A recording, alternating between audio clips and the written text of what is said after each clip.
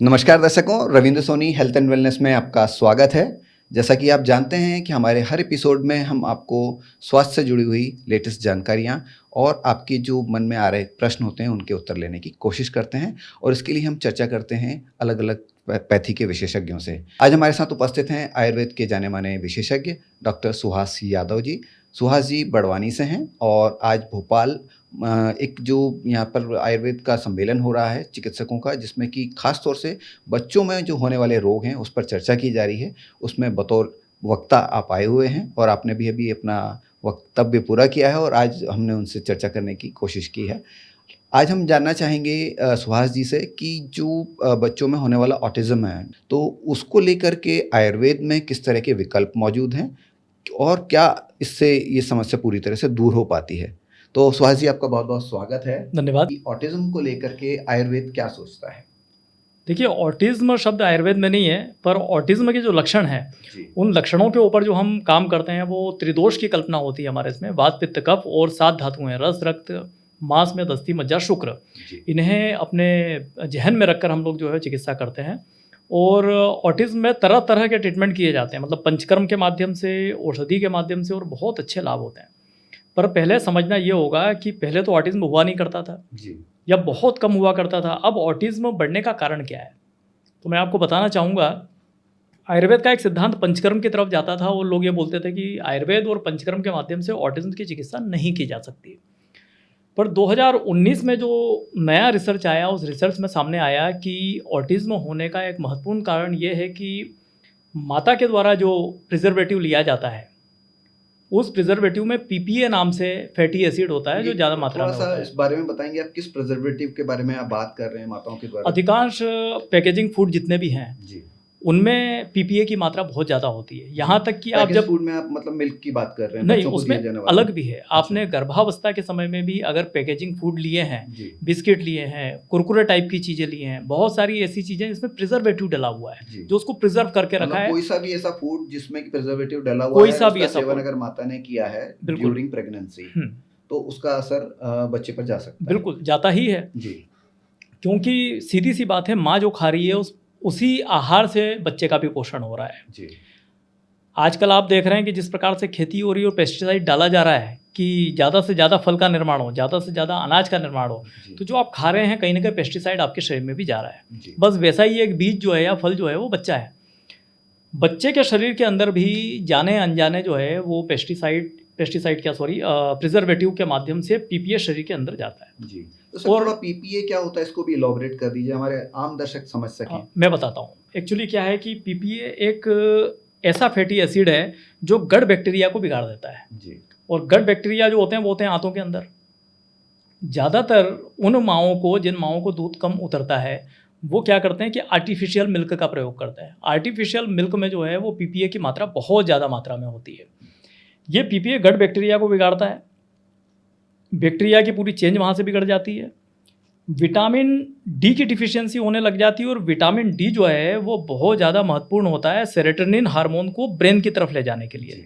Serotonin hormone जो है वो हैप्पी हार्मोन कहा जाता है जी। अब होता ये है कि अगर आप ऑटिज्म के बच्चों को देखें तो एक जगह बैठे रहेंगे, उनमें निरस्ता रहेगी, वो खिलौनों से नहीं खेलेंगे, उनका सोशली इन्वॉल्वमेंट नहीं होगा। कारण क्या है, सेरोटोनिन हार्मोन बन तो रहा है पर जहाँ जाना है उस बैरियर को क्रॉस करके नहीं जा पा रहा, क्योंकि उसका माध्यम जो है वो सूर्य का प्रकाश बनता है जी। आयुर्वेद का सीधा सा कॉन्सेप्ट है, तकलीफ हो रही है गट बैक्टीरिया की वजह से, गट बैक्टीरिया नीचे की तरफ है जी। तो हम लोगों के इसमें सिद्धांत है बस्ती चिकित्सा जी। बस्ती मल द्वार से विशेष प्रकार की औषधियाँ, जैसे तिक्त शीर बस्तियाँ, तिक्त रसों का प्रयोग हम करते हैं। उसमें जब वो देने लगते हैं तो उससे जो है गट बैक्टीरिया में चेंजेस आने लग जाते हैं और स्नेहन मतलब पूरे शरीर पे मालिश की जाती है। वो मालिश तिल्ली के तेल से भी की जा सकती है, शीरबला तेल से भी की जा सकती है। बच्चे की जो कंप्लेन है उसके अकॉर्डिंग ऑयल्स बदल दिए जाते हैं। उसके बाद में आतप सेवन मतलब सूर्य के प्रकाश में बैठाया जाता है। अब विटामिन डी का सबसे बड़ा स्रोत जो है वो तो अब अर्वाचीन शास्त्र या एलोपैथी भी ये मानती है कि सूर्य का प्रकाश ही है।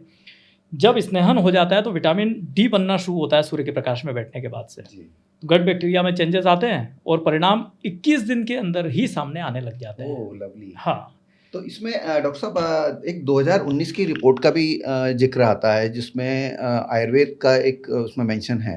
इस रिपोर्ट में भी ऑटिज्म को लेकर कुछ बातें कही गई हैं, तो इस बारे में भी थोड़ा दर्शकों को एजुकेट करें। देखिए, आयुर्वेद का कॉन्सेप्ट जो है वो बिल्कुल सीधा है। वातस्य उपक्रम बस्ती, बस्ती जो है वो वात के ऊपर काम करती है। बस्ती चिकित्सा जो है वो मज्जा धातु के ऊपर भी काम करती है। और ये जो मस्तिष्क है, मस्तिष्क के अंदर मज्जा की भी प्रधानता बताई गई है।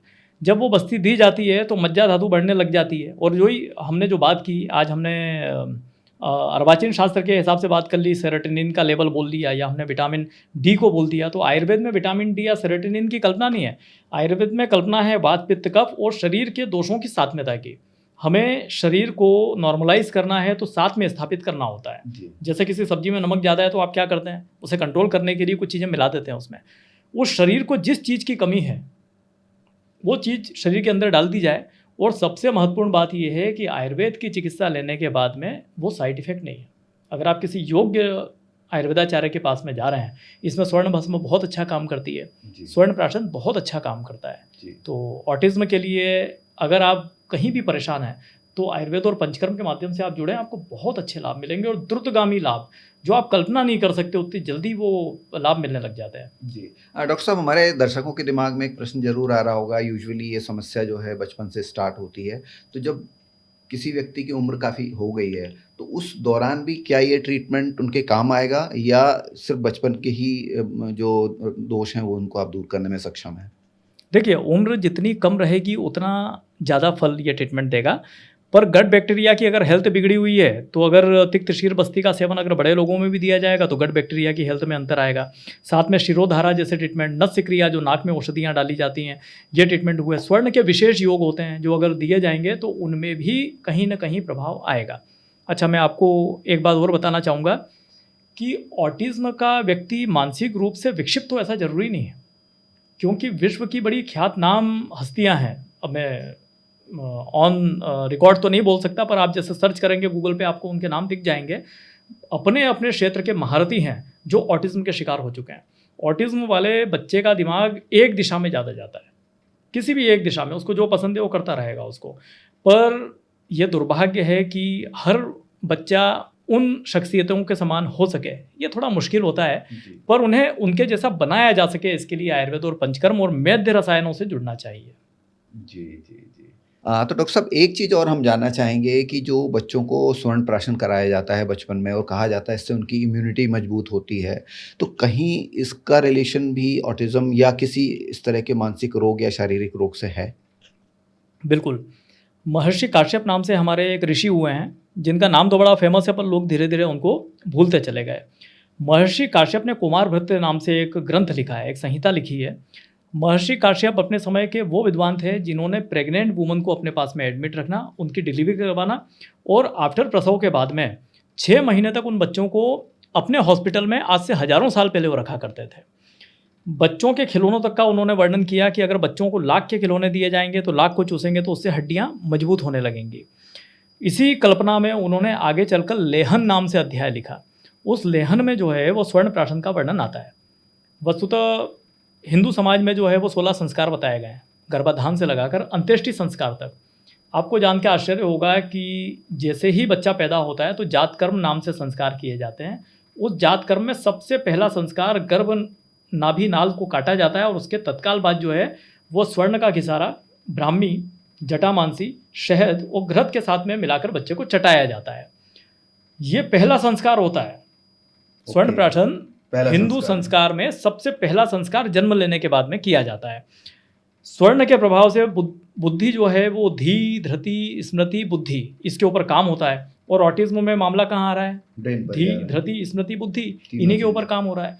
दूसरी बात यह है कि इसमें भी 2 प्रकार की बातें हैं। बुद्धि किस तरह की हो, आयुर्वेद उस पर भी काम करता है।